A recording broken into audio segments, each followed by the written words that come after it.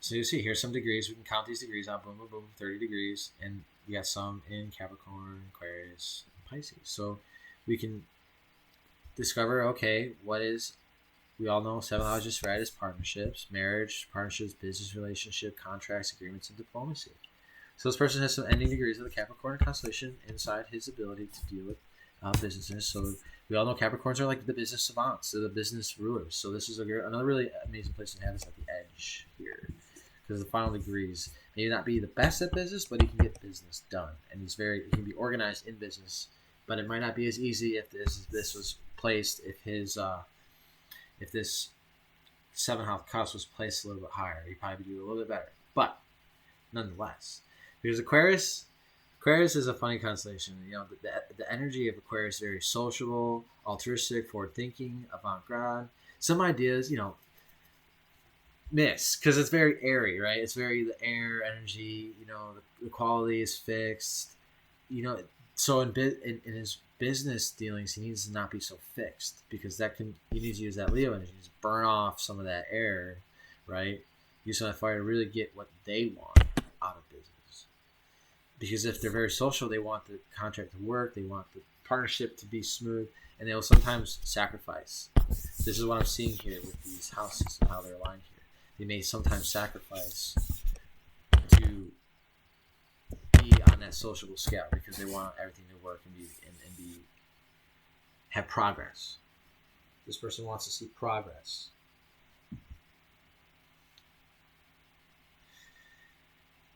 All right, so that's Aquarius. We covered that, and we covered partnerships. So they want a social partner. They want someone who is able to go out on their own and experience life the way they want. They want to enjoy not having to always, what would you say, babysit, I guess, more so, because of that Leo first house. They're very independent. So I would say the partnerships, they're going to want to see some of the same reflectivity of their own personality in their partner. And that's very important to them. If they can't see that, they probably will not eventually stick with that person for too long. Because that person that they're dealing with has to have a lot of ambition and drive, just as much as they do. Because the way they work and the way they want others to, if they're dealing with partnerships, to exemplify that characteristic. So let's move on to the 8th house. 8th house, we're dealing with loss and common property, which is interesting because that's in Pisces. I mean, it's always interesting. Everyone's charts are interesting. So that's why I always say it's all so interesting, because it's always interesting when I get to explore characteristics of an individual, especially if they know their information. Then you can really go into this. Empathic, kind, supportive, friendly, flexible, can get easily overwhelmed. And that's the 8th house. 8th house is loss and common property, the cycles of death and rebirth, energy flows, finances, karma, transformations. So this person is probably dealing with sometimes supporting people too much, giving themselves too much, getting overwhelmed by other people's emotions, because they're very friendly and supportive. So with dealing with this person can definitely. Have you ever seen the movie or the book? If you ever read the book, the Giving Tree, this energy kind of reminds me of the Giving Tree. This person may be able to give too much, and that's why they have to use their Virgo sensations. This is how you neutralize. You become equilibrium in the energy. You use that Virgo sense. Oh, I have to analyze. I have to be restricted in my thoughts before I commit to action. Right. I have to be restricted in my actions, and I have to commit to more of my thoughts and thinking things through, being analytical, because then they can really develop. If they use those energies, then they can just make this perfect. Then they're losing. They won't really have much loss. And this is how this works. Like I'm seeing it now. Like if I know this person, I'd be able to give them some really solid advice, and they could take that and grow. Because that's what this is all about. It's about growing. It's about rising. It's about becoming the best version of yourself. It's about getting that best ending, getting that A+ ending at the end of your life, where you're going to take, when you go from your first breath to your last breath, right?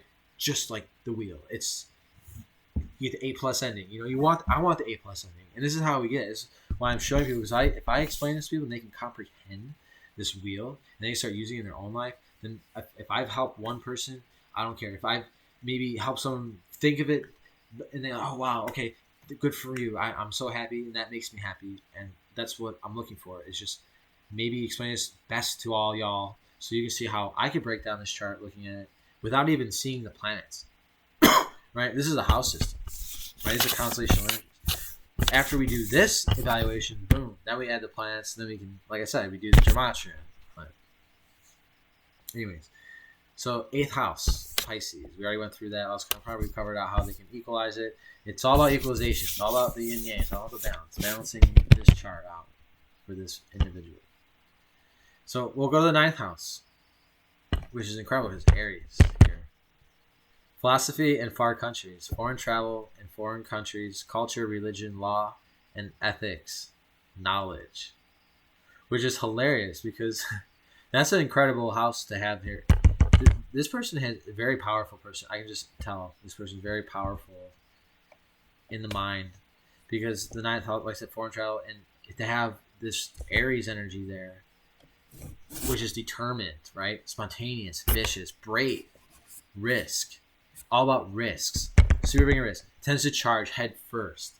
So to have that house there, that 9th house that deals with philosophy in far countries, they're going to dive so deep into philosophy. This might be like the centerfolds of a lot of the conversations. He may put the conversations, no matter what it is, like he could be talking about the sky and just, oh wow, so the sky, stars, like that's. You're like, oh, hang on, I was just talking about the sky. Like, it's nice, you know? Like, oh my god, but there's constellations and there's times and you could, like, that's the kind of thing they would do, you know? They just, wow, get you there going. And that's fantastic. It's this person, if they probably are into it, that's probably why they sent me this, they're like, do my chart, because they're trying to learn and they're into it. They're going head first into the astrology here. All right. So we're in the 9th house, right? 9th house, dealing with philosophy and far countries, and it's an Aries. Good for that person. Let's go to the 10th. Let's go to the 10th house. 10th house, social status, Taurus. Okay, now this is great. So this is. They could have been a bully. Maybe they had associations with bullying, or some whatever. That's how I could see this here because. Sign of the bull, very stubborn, right? Stubborn energies. We're dealing with. I'm not trying to like make fun of Taurus or anything, but I know a few Tauruses, and man, it is really struck. It is very, very thick energy, right? Hedonistic, determined, large attention span, right? Can be obstinate, very frugal, risked, avoiding risks. Can have a very fiery temper. Right? So we're doing that in their 10th house. And then once again, the 10th house is social status. So this person could be recluse sometimes. They might have moments where they go away, where they just disappear. Maybe some ghosting. This person probably ghosts sometimes because they just don't, they'll just avoid you.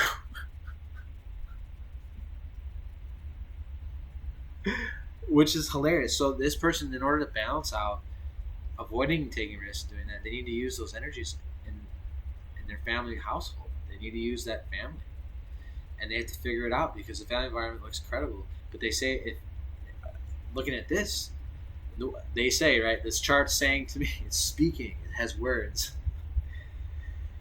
that are honest and they're clever, and they really. I'm sorry, I'm thinking of Gemini.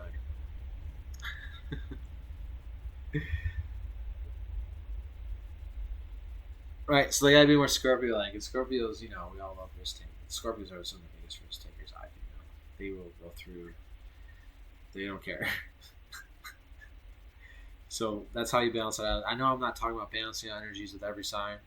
I'm not trying to show that, but I'm just saying I know this energy. Taurus energy is very, you know, they say bullheadedness, right? That's a big deal, and that's in their 10th house. It's all Taurus all the time. So they're motivated, you know, they're so by government authority. That's that Taurus mentality, and and what planet rules Taurus? We're dealing with Venus. So This person has a very social life, interesting social life. They will have a social life, and it could deal with something in the government. It could deal with authority. They could be upset with authority, or they could challenge authority, especially dealing with that Ophiuchian energy. They should challenge authority. They should. That would help them progress their whole character, especially with this Leo first house. They would be, honestly, this looks like a very good leadership type of house system here. It just depends on where the planets are placed, which will come at another time. We'll add that on later. I just want to show you guys how important the house systems are, how much information you just get understanding that. So we're on the 10th house. We are almost finished with this small evaluation, and we'll do some review when we're done. 11th house. Fantastic. Look, Gemini. Gemini is all like this. This person is incredible with this. I just see social butterfly. That's what I see. Loves people. Loves being around others. Even though they do recluse, they may have a recluse moment in their lifetime, I'm sure. But once all that's all set, they are a butterfly. They are a social fucking butterfly. This person needs to be out there with others, maybe the center of attention. Who knows? They need to be out there. This is a very interesting chart here. The house systems are aligned to be pretty pragmatic, I'd say. So, 11th house. Friends, social groups, clubs, societies, belonging, aspirations, and love. Right? How amazing. And, Gemini is ruled by Mercury. So those persons, probably got a lot of Gemini, a lot of mercurial energy, especially when it comes to just able to access any type of club, any type of society, able to be like a chameleon, I would say. They probably had friends of all cliques in school. They didn't care who was who. They just wanted to socialize. They wanted to get to know someone. Just getting to know someone to this it seems in this chart, just getting to know someone seems like they that's the like honeymoon period. Every time they get to meet someone, it's always a honeymoon period for this individual, which is great. I'm sure this person is very enjoyable to be around. And it all depends too, like I said, on these aspects. I'm sure they have times when they're not enjoyable. I'm sure there's times everyone has cycles, but generally built, this person in generalness, in speaking of their lifetime, will be definitely into sociality, especially with it being placed in friends. And good for them. I'm sure they got a lot of really close friends, especially since their second house is dealing with Virgo. They probably have a very few select of really solid friends they can depend on. They have really long-lasting relationships. That's what this kind of tells me. All right, so 11th house. 11th house. Let's move on to the 12th. Okay, so the 12th is one of my favorites because it deals with everything that's hidden, right? It's the last bit. It's like the last bits of information you ever get to give you, a true, good, solid judgment about a situation. So, beyond the personal, right? 12th house. Mysticism, clandestine, and secretive matters. Seclusion, intuition, endings, and conclusions. There we go. I just said that. It's the finality, right? It's your last hours. So if we're to look at this being's chart, last house, Cancer. What does Cancer deal with here? Well, let me explain. Let me give you some of the background on Cancer. Sensitive, protective, cozy, puts families and friends first. More flight than fight. Right? An element is water, ruled by the moon. The duality is female. So,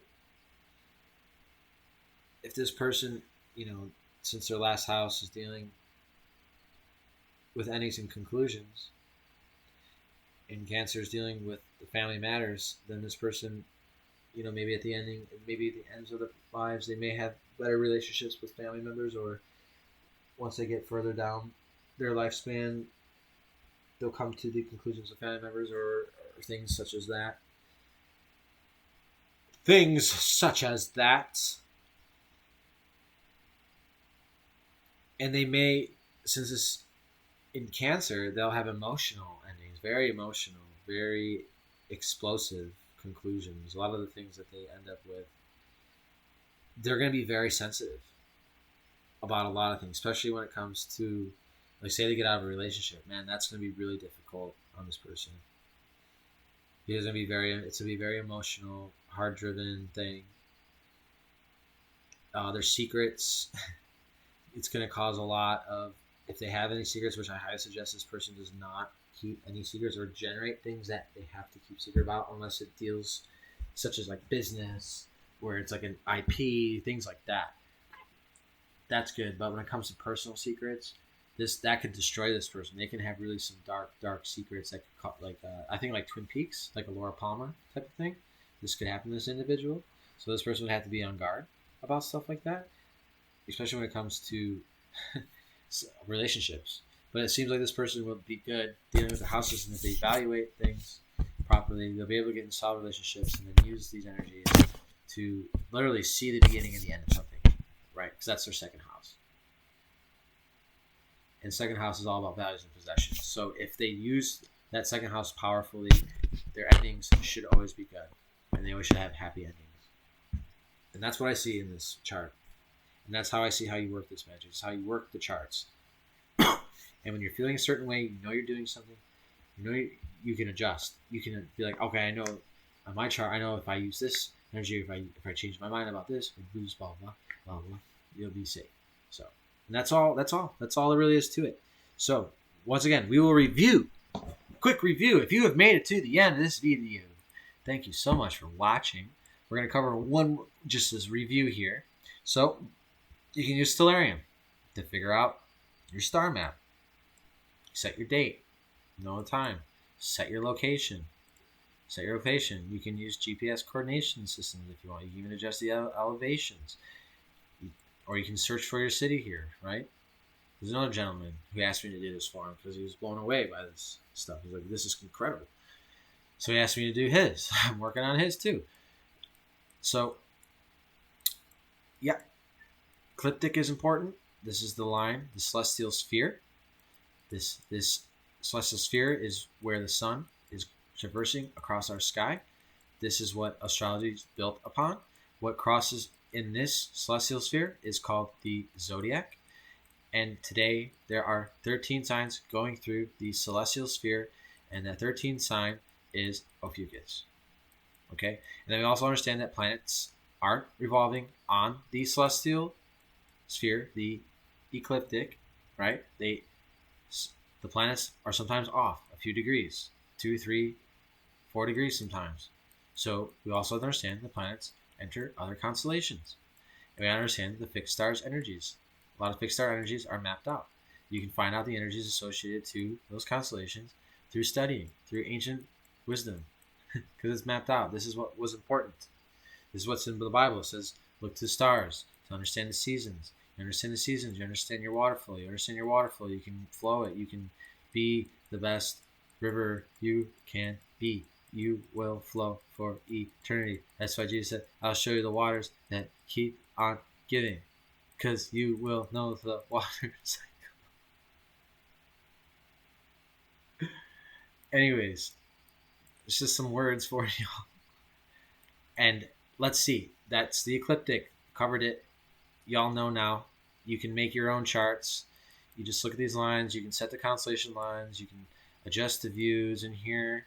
You can change the star lore. You can, if you're like into the Romanian stuff, you can go anywhere. You can go to a lot of countries. You can go Indian Vedic. You can go Egyptian. You can go Chinese, Babylonian. Dude, you can go all the way back to freaking Sumeria. Oh man, they'll just tell you everything. You know, they even give you the planetary, steady wild sheep, Saturn. You know, they give these cool names. I so recommend it. Like, this is the coolest. The goatfish demon. Yep, and that's where I have my moon.